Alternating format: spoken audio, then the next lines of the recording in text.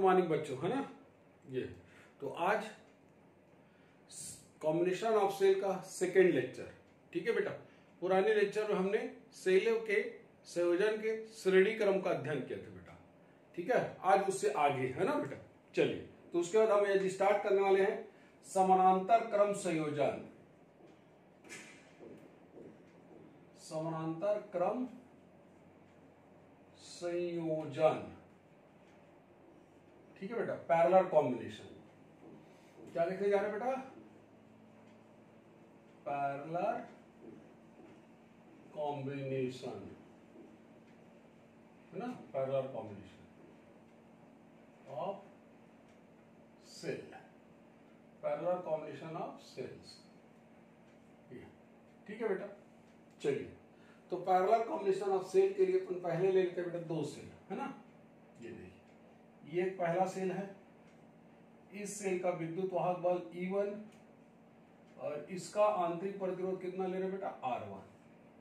Clear? ये है, तो ये पहला सेल है E1 जिसका विद्युत वाहक बल E1 और आंतरिक प्रतिरोध कितना है बेटा? R1। ठीक, ये एक दूसरा सेल ले रहा हूं बेटा। इसका विद्युत वाहक बल है E2 और इसका आंतरिक प्रतिरोध है R2। अब हम इन दोनों को कैसे कनेक्ट कर दिए बेटा? पैरेलल कॉम्बिनेशन में। ये आपको ध्यान रखना, ये पैरेलल कॉम्बिनेशन कनेक्ट कर दिया बेटा। इस पॉइंट को सपोज कर लेते हैं A और इस पॉइंट को सपोज कर लेते हैं B। क्लियर? ये ठीक है बेटा। अब हम कैसे निकालेंगे इसका? अब हमको इसका क्या निकालना है बेटा? इस डायग्राम का हमको क्या निकालना है? तुल्य विद्युत वाहक बल, है ना बेटा। क्या निकालना है बेटा? तुल्य विद्युत वाहक बल, इक्विवेलेंट। और क्या निकालना है? दूसरा चीज निकालना है बेटा हमको, तुल्य आंतरिक प्रतिरोध, आर इक्विवेलेंट। ठीक है, ये आपको ध्यान रखना। तो ये पॉइंट ए हो जाएगा और ये वाला पॉइंट बी। ठीक है बेटा। अब कैसे निकालेंगे? तो देखो, ये सेल E1 है, इससे हमने धारा क्या लिया बेटा? I1। E2 सेल से क्या लिया धारा? I2। क्लियर? अब ये दोनों धारा मिलकर यहां कितना बहाएंगे बेटा? I। और किसी सर्किट से गुजरते हुए वापस कहां आएगा बेटा? बिंदु B पर।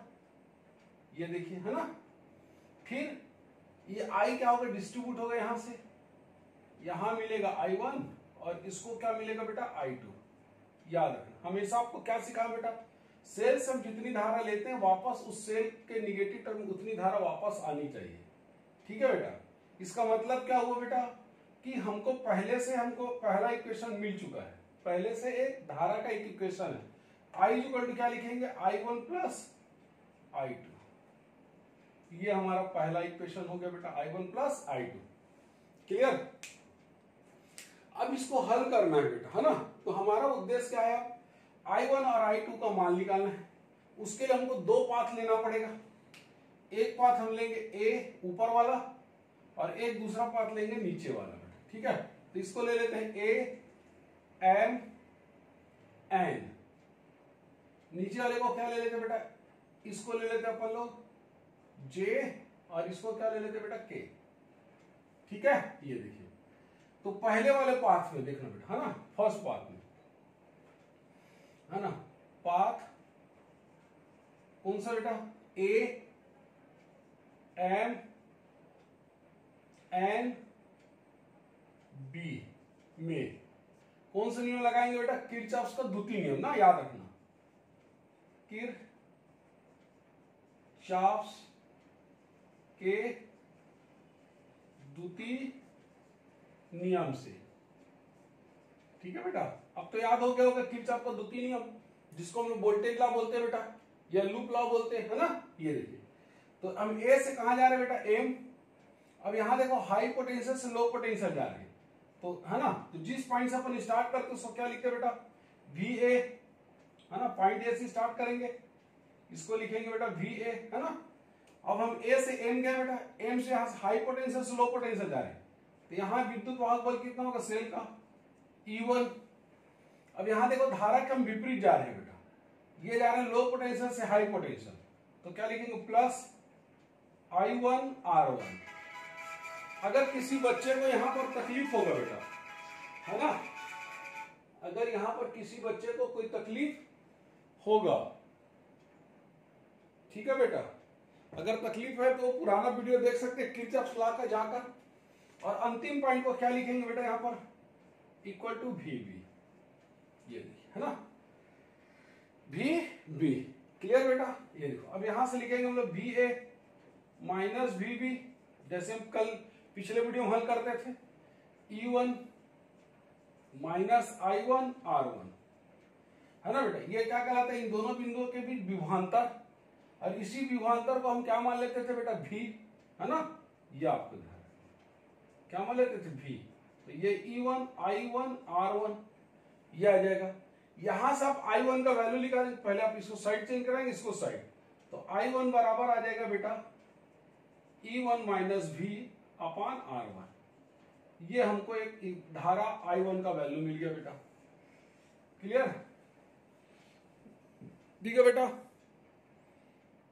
ठीक है, ये है ना, तो ये हमको क्या मिल गया बेटा यहां से R1 का, ये R1 का मान मिल गया, ठीक।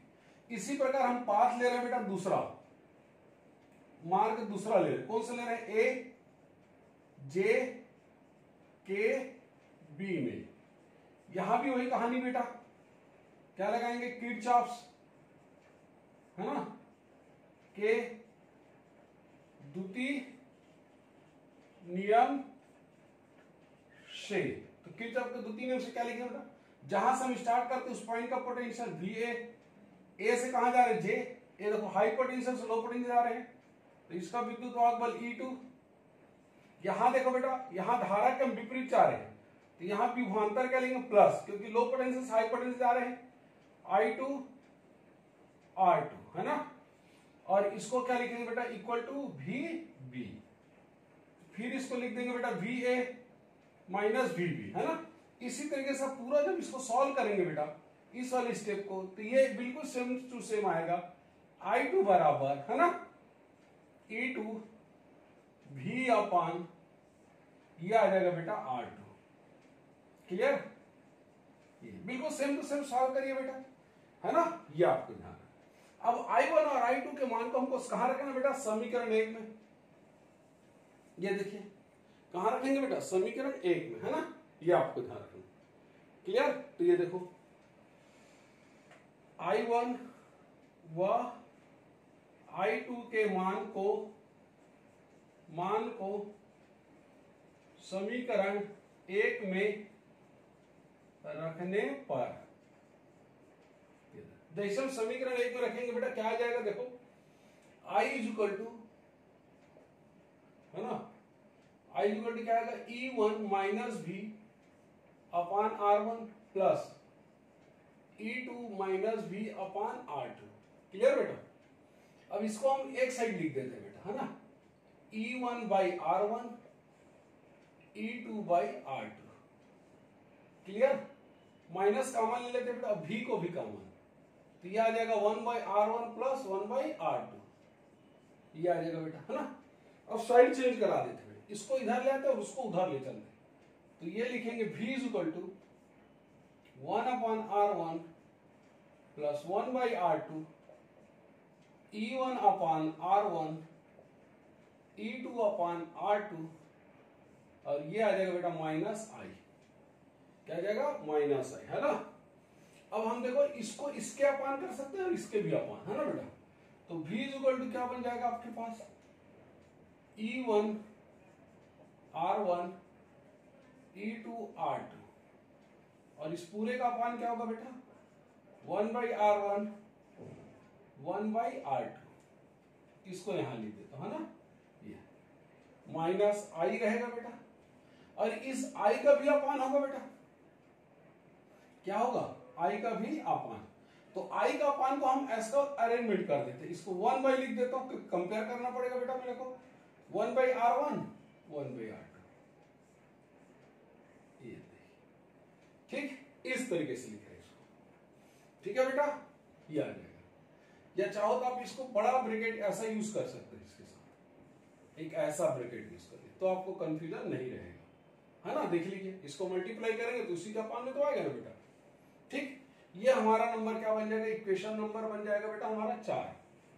अब हम इसको तुलना करते हैं बेटा, याद है ना, ये देखो कब, जब हम इस पूरे सर्किट को रिप्लेस कर लेते हैं एक सेल के रूप में, और उस सेल का जो विद्युत वाहक बल है उसको क्या बोलते हैं बेटा, तुल्य विद्युत वाहक बल।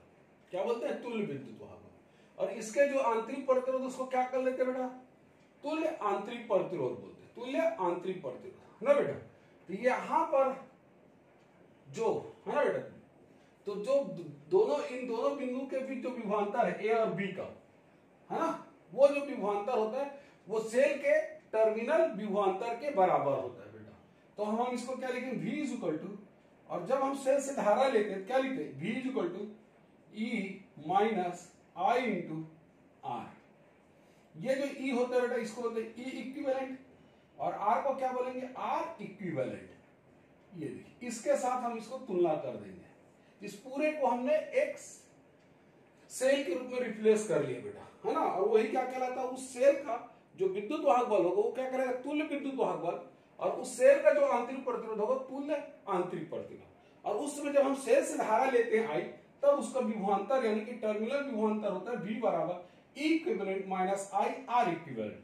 अब हम इसको तुलना करते हैं बेटा, तुलना करने पर ये देखिए, तो तुलना करेंगे बेटा क्या आ जाएगा, देखो E इक्विवेलेंट कितना हो जाएगा आपके लिए, ये हो जाएगा E इक्विवेलेंट बराबर E1 by R1 E2 by R2 upon 1 by R1 1 by R2, ये हो जाएगा हमारा E इक्विवेलेंट। ठीक है बेटा, और R इक्विवेलेंट कितना हो जाएगा बेटा, तो देखो R इक्विवेलेंट 1 बाई है ना बेटा, तो पहले आपको उतना ही लिख देता हूं ऐसे, ये R इक्विवेलेंट बराबर होगा 1 अपान 1 by R1 plus 1 by R2।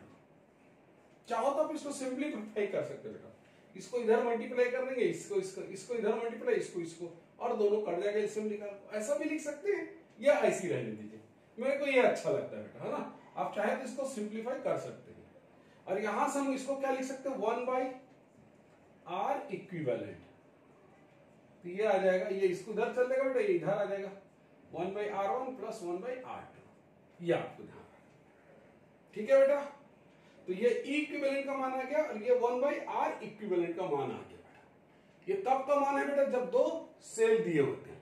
कितने सेल दिए बेटा, 2 सेल, है ना। और दोनों सेल का जो विद्युत वाहक बल है अलग अलग है, उनके आंतरिक प्रतिरोध अलग अलग है, और दोनों को हमने किस में जोड़ा बेटा, समानांतर क्रम में। क्लियर बेटा, ठीक, ये आपको ध्यान रखना, ठीक है ना बेटा।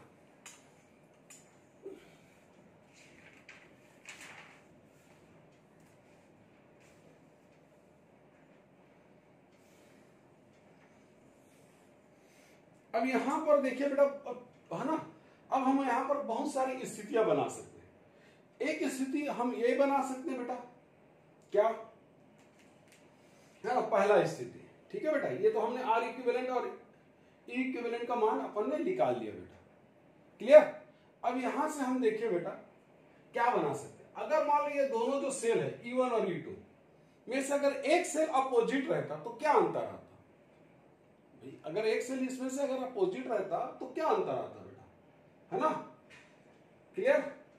तो देखिए, तो क्या अंतर आता बेटा, मान लो मैं E1 या E2 में से कोई भी एक सेल को इसमें से अपोजिट कर देता हूं, यानी हम कैसे कर रहे हैं बेटा काम, अब इसको विपरीत क्रम में रखने की कोशिश कर रहे हैं। ठीक है बेटा, ये देखिए, जैसे मान लो हमने E1, है ना, ये, और ये क्या है बेटा, E2, ठीक। या चलिए E1 को ऐसे रहने देते हैं, है ना, और ये क्या हो गया आपके पास R1, है ना, ये दूसरा सेल हो गया बेटा, ये इसके विपरीत क्रम में जुड़ा हुआ है, मान लो ऐसा जुड़ा रहता, और दोनों को आपस में क्या जोड़ दिया बेटा, समानांतर क्रम में। ये देखिए, तो क्या अंतर आता, तो देखो बेटा कोई अंतर नहीं आता। मान लो हमने यहां से धारा कितना लेते हैं I1, ये देखिए, है ना, हम किसी से भी धारा ले सकते हैं बेटा, जैसे हम प्लस टर्मिनल से लेते हैं वैसे माइनस टर्मिनल से। ये देखो मान लिया हमने यहां से ले लिया I2, ठीक। इसको पूरा सॉल्व करेंगे क्या आएगा देखिए बेटा, अगर हम यहां पर अगर हम मान लेते हैं, क्या मान लेते हैं कि दोनों सेल का जो विद्युत वाहक बल है उनकी जो सेलों का जो संयोजन किया गया है वो विपरीत क्रम में जोड़ा गया है। यानी यहां पर क्या था, दोनों सेल का पॉजिटिव टर्म एक साइड और दोनों सेल का निगेटिव टर्म को एक साइड किया, यहां पर विपरीत क्रम में जोड़ा गया है। कौन सा क्रम में जोड़ा गया बेटा, विपरीत क्रम में। याद रखना, मैं इसके लिए बता रहा हूं, विपरीत क्रम के लिए। कौन सा वाले में बेटा, समानांतर क्रम। तो क्या अंतर आता, देखिए यहां पर देखिए बेटा, पहले वाले में कोई अंतर नहीं आएगा, लेकिन दूसरे वाले में जब हम चलते थे यहां से ए से हम जाते थे बेटा, इसको हम लोग पॉइंट क्या मानते थे, ए, है ना, ये देखो, है ना, ए मानते थे, इसको जे लेते थे, इसको के ले लेते थे बेटा, और इस पॉइंट को हम क्या लेते थे, बी। क्लियर, ये देखिए, है ना बेटा, ये। तो यहां पर देखो बेटा, ये टर्मिनल बदल रहा है, इसका मतलब क्या, ये लो पोटेंशियल से कहा जा रहा है हाई पोटेंशियल। तो ये अंतर आता बेटा, ये यहां पर क्या जाता प्लस, उसके कारण क्या आता बेटा, ये माइनस में आ जाता, ये क्या जाता माइनस में। बाकी कोई चीज बदलता है क्या बेटा, नहीं ना, माइनस। ठीक है, अब जब माइनस वाला खेल खेलेंगे तो एक चीज ध्यान रखना, इन दोनों में एक चीज ये ध्यान रखना कि कौन सा सेल का विद्युत वाहक बल ज्यादा है। अगर मैं मान लेता कि E1 का सेल का विद्युत वाहक बल ज्यादा है E2 से, है ना, तो जो फाइनल इक्विवेलेंट बनेगा, ये जो इक्विवेलेंट बनाते हैं वो ज्यादा विद्युत वाहक बल को ध्यान में रखकर बनाएंगे बेटा, उसकी प्रकृति के अनुसार। यानी यहां पर हमने E1 को ज्यादा लिया है तो E इक्विवेलेंट ऐसा रहेगा, और R इक्विवेलेंट में कोई परिवर्तन नहीं होगा बेटा, ये ठीक। ये देखो, और इस E इक्विवेलेंट का वैल्यू कितना हो जाएगा बेटा, क्योंकि माइनस में होने के कारण ये आएगा E1 बाई R1, माइनस आ जाएगा E2 बाई R2। बाकी कहीं अंतर कोई नहीं आएगा, पूरे इक्वेशन को सॉल्व करके देख सकते हैं, कोई फर्क नहीं पड़ेगा बेटा, सिर्फ और सिर्फ यहां माइनस आएगा। और R इक्विवेलेंट तो जस्ट के तस रहेगा बेटा, 1 बाई R इक्विवेलेंट बराबर क्या लिखे थे, 1 by R1 plus 1 by R2। ठीक है, ये क्लियर। तो यहां पर दो चीजें बात को ध्यान में रखना, है ना बेटा। जब भी हम इसको समानांतर क्रम में अगर किसी सेल को विपरीत क्रम में जोड़ते हैं, किसी सेल को विपरीत क्रम में जोड़ते हैं, तो ये देखते हैं कि इन दोनों सेलों में किसका विद्युत वाहक बल ज्यादा है। जिसका ज्यादा होगा उसी प्रकृति का ये वाला जो तुल्य इक्विवेलेंट बनेगा बेटा। क्या बनेगा, तुल्य इक्विवेलेंट। ये आपको ध्यान, क्लियर। यहां हमने चूंकि E1 को ज्यादा माना इसलिए E1 के जैसा बना है, अगर E2 को ज्यादा मानते तो E2 के जैसा बना, है ना बेटा, और ये आंसर आ जाता। ठीक है, क्लियर।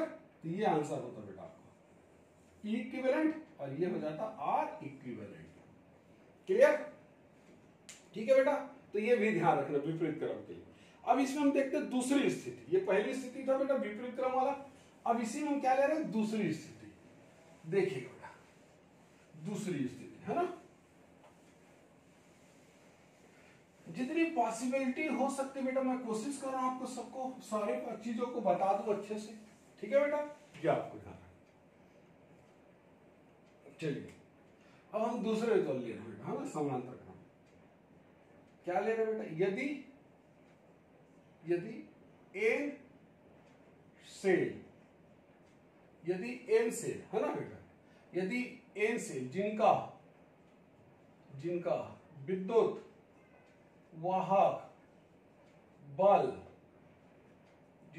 वाहक बल,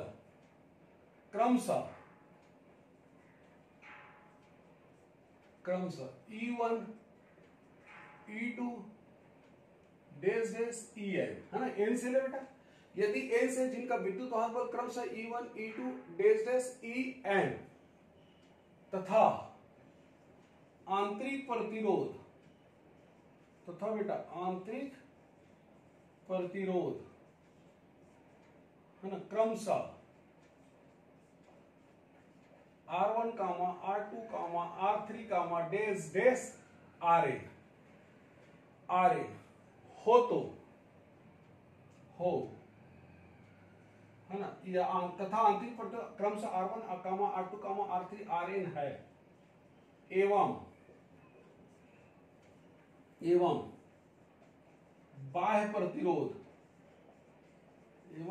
प्रतिरोध कैपिटल R हो तो ये बेटा, ये हमारा स्थिति नंबर क्या कहलाएगा 2। ठीक है, ये पहला स्थिति क्या कहलाएगा, विपरीत क्रम वाले जो बनाए थे ये आपको ध्यान है ना बेटा। तो ये बाह्य प्रतिरोध R हो तो कैसे बनेगा बेटा डायग्राम इसका, अगर हम बनाना चाहें तो देखिए, ये हमारे पास E1 सेल है ना, ये R1 होगा। सबको कैसे जोड़ना बेटा, समानांतर क्रम में ना, याद रखना। ये देखिए, ये दूसरा सेल होगा बेटा E2, ये इसका आंतरिक प्रतिरोध R2, इस तरीके से जोड़ते जाएंगे बेटा, है ना, ऐसा। चलिए एक और जोड़कर दिखा देता हूं, ये हो गया बेटा E3 R3,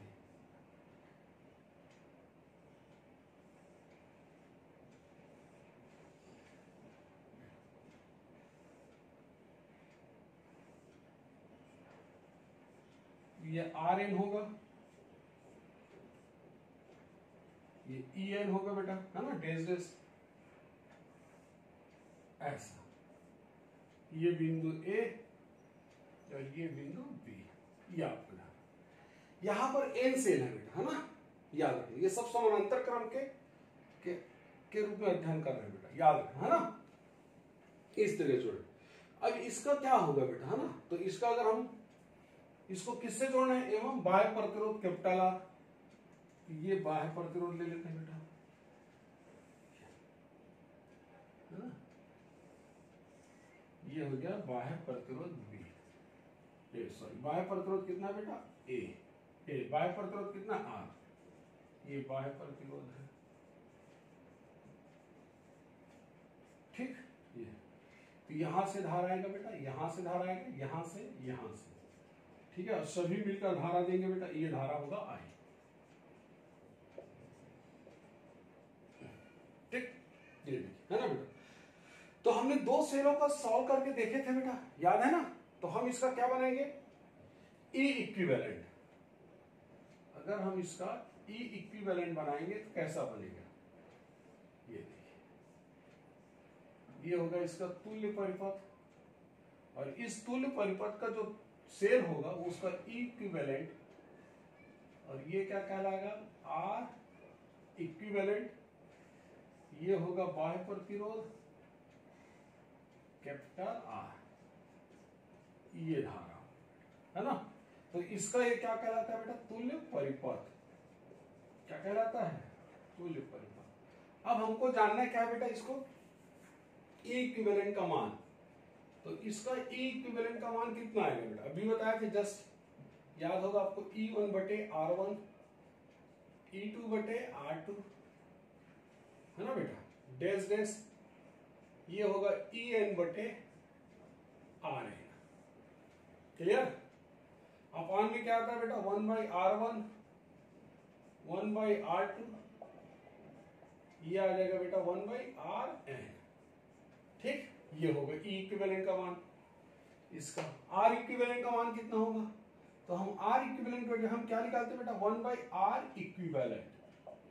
और इसको याद करना आसान होता है, 1/R1 1/R2 1/Rn, ये ठीक है।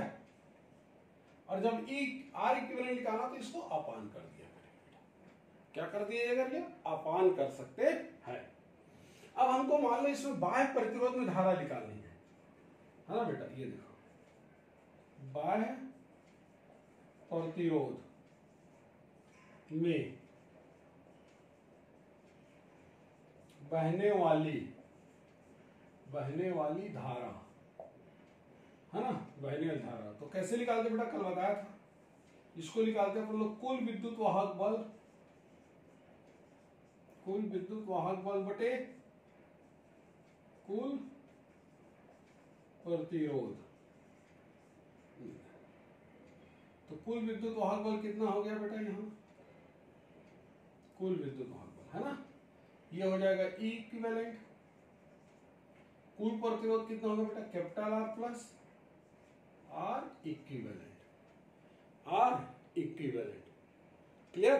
तो ये आ जाएगा बेटा। चाहो तो आप इसका मान रख सकते हैं बेटा, इसका मान रखेंगे कितना आ जाएगा, ई इक्विवेलेंट कितना आएगा देखो, है ना। अगर हम यहां हम इसका मान रख सकते हैं। क्लियर? ये ठीक है बेटा, हेलो, है ना। तो ये इक्विवेलेंट का मान यहां रख देना, आर इक्विवेलेंट का मान यहां से रख देंगे, तो ये इसका मान आ जाएगा, ये इसका मान होगा, है ना, बाह्य प्रतिरोध में बहने वाली धारा। ठीक है बेटा, तो ये बाह्य प्रतिरोध में बहने वाली धारा आपको मिल जाएगा। क्लियर? कोई डाउट तो नहीं यहां तक? समझ में आया बेटा? ठीक है, ये आपको ध्यान रखना। अब चाहते हैं यहां पर मान रख सकते हैं इस दोनों का, ई इक्विवेलेंट का मान और 1/r इक्विवेलेंट का मान। तो आप रखेंगे तो हमको क्या मिल जाएगा, यहाँ बाह्य प्रतिरोध में धारा मिल जाएगी। ठीक है बेटा, चलिए क्लियर। अब इसी से हम एक और तीसरी स्थिति ले सकते हैं बेटा।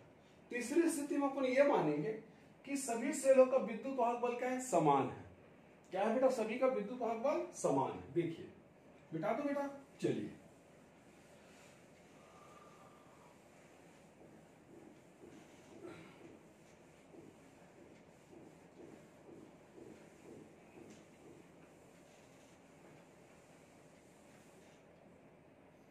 देखेंगे, है ना, क्या लिख रहे हैं देखो।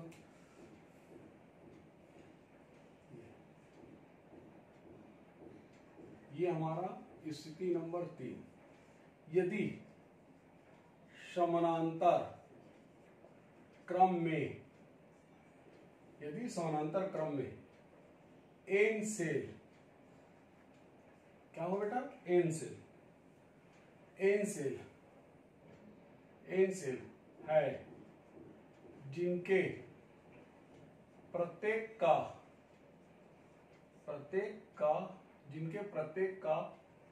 विद्युत वाहक बल ई तथा आंतरिक प्रतिरोध स्मॉल आर है। ठीक है बेटा, यदि समानांतर क्रम में एन सेल है जिनके प्रत्येक का विद्युत वाहक बल ई तथा आंतरिक प्रतिरोध स्मॉल आर है, तो है साथ है ना बेटा, है साथ ही बाह्य प्रतिरोध कितना बेटा, बाह्य प्रतिरोध कैपिटल आर हो, तो ये देखिए बाह्य प्रतिरोध कितना हो, कैपिटल आर हो, तो देखिए कैसे बनाएंगे बेटा। प्रत्येक सेल का विद्युत वाहक बल क्या लिए है, सेम ई। इनका आंतरिक प्रतिरोध कितना बेटा, सेम। ये देखिए इसका विद्युत वाहक बल, इसका भी आंतरिक, इसका भी विद्युत वाहक बल, इसका भी आंतरिक, है ना। कितना तक जोड़ेंगे बेटा, ऐसा याद करो, कब तक जोड़ेंगे, जब तक एन सेल ना हो जाए बेटा, जब तक एन सेल ना हो जाए। और जैसे ही एन सेल होगा ना बेटा, तब तक आप जोड़ते रहिए ऐसे, इस तरीके से।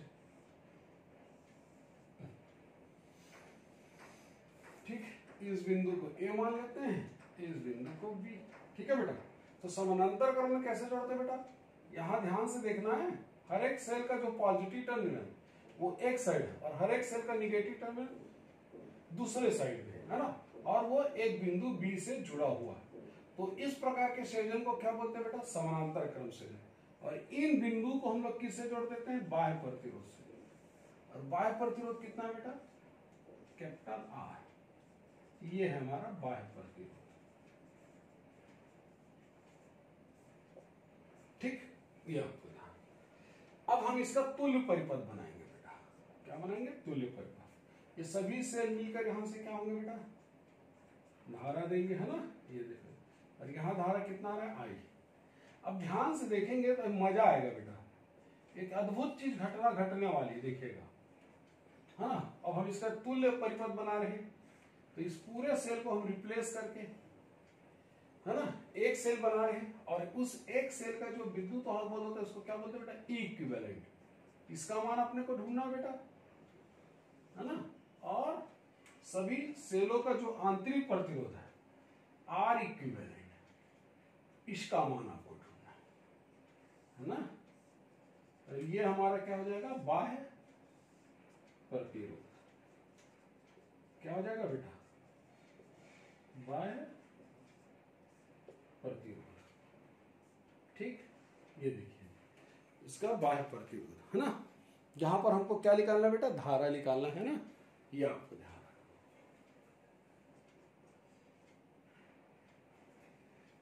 चलिए इधर लिख देता हूं ना, बाह्य प्रतिरोध।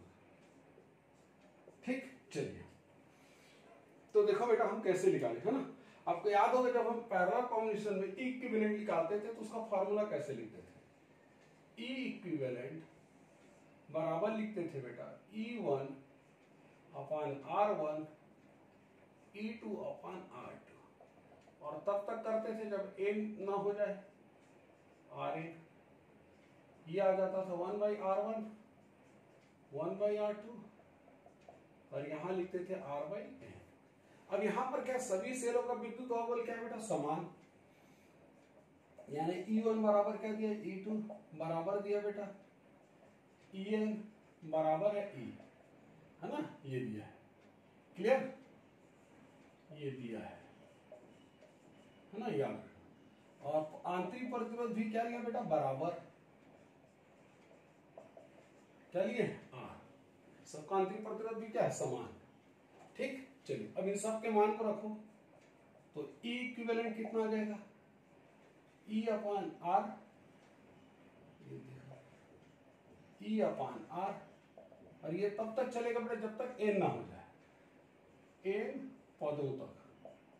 कब तक चलता रहेगा बेटा, n पदों तक, है ना, अपॉन नीचे भी इसी प्रकार चलता रहेगा बेटा जब तक n पद ना आ जाए, n पदों तक यानी कि जुड़ेगा बेटा, है ना। n पद तक क्या होगा, सम होते जाएगा, है ना। तो क्या हो जाएगा, ध्यान से देखिए, जब n करेंगे E बटे R, E बटे R, और n तक करके क्या आ जाता है, n E बटे R, ये आएगा। नीचे भी इसी प्रकार आएगा बेटा, n 1 बटे R, ये देखिए। तो इसका मान कितना हो जाएगा बेटा, n इन कट जाएगा, R R कट जाएगा, यानी कितना हुआ बेटा, E। वाह, अद्भुत है ना बेटा। यानी हमने समानांतर क्रम में अगर सभी सेलों का विद्युत वाहक बल समान है और सबको समानांतर क्रम में जोड़ रहे हैं, तो तुल्य विद्युत वाहक बल कितना आ जा रहा है बेटा, E। यानी ये जो तुल्य विद्युत वाहक बल है इसका मान कितना आ जा रहा है बेटा, E आ जा रहा है। ये यानी वो एक सेल के समान बिहेव कर रहा है बेटा, और वो भी एक सेल के विद्युत वाहक बल के समान बिहेव कर रहा है ना। बहुत से बच्चे मेरे को पूछते रहते थे कि सर ये आता कैसे है, ये आपको ध्यान, तो बेटा उसको हमने ये प्रूफ बना के दे दिया आपको। ठीक, ये अब R इक्विवेलेंट देखिए बेटा, तो R इक्विवेलेंट के लिए हम कैसे निकालते हैं, फार्मूला याद है, 1/R इक्विवेलेंट बराबर 1/R1 1/R2 डैश डैश, ये 1/Rn। फिर यहां भी इसी सब का वैल्यू क्या है बेटा, दिया हुआ है बराबर, और वो कितना दिया बेटा, R, है ना। तो ये आ जाएगा R इक्विवेलेंट 1/R तब तक करेंगे बेटा जब तक n पदों तक, है ना। तो जब n पदों तक करेंगे बेटा तो ये कितना आ जाएगा, ठीक है बेटा, n पदों तक करेंगे तो ये यहां पर अब नहीं दिखेगा बेटा, इसको यहां लिख देता, है ना। तो ये आ जाएगा आपका 1R इक्विवेलेंट बराबर आ गया n 1/R, है ना। और हमको चाहिए R इक्विवेलेंट, तो यहां से आ जाएगा बेटा ये R इक्विवेलेंट बराबर R/n, ठीक है ना। देख लीजिए, इसको आप इधर मल्टीप्लाई कर दीजिए, इसको इधर ले, R/n तो आ जाएगा। तो R इक्विवेलेंट का मान कितना आ जा रहा है बेटा, R/n, ये आ जा रहा है, ठीक है। तो हमने E इक्विवेलेंट का मान निकाल लिया बेटा और R इक्विवेलेंट का मान निकाल लिया। अब हमको क्या निकालना है बेटा, बाह्य प्रतिरोध में धारा। क्या निकालना है बेटा, बाह्य प्रतिरोध में धारा। ठीक है, तो इधर मिटा देता हूं बेटा ताकि आपको दिखे, है ना। ये देखिए, तो बाह्य प्रतिरोध में धारा, तो देखो बेटा, हाँ, बाह्य प्रतिरोध में बहने वाली धारा।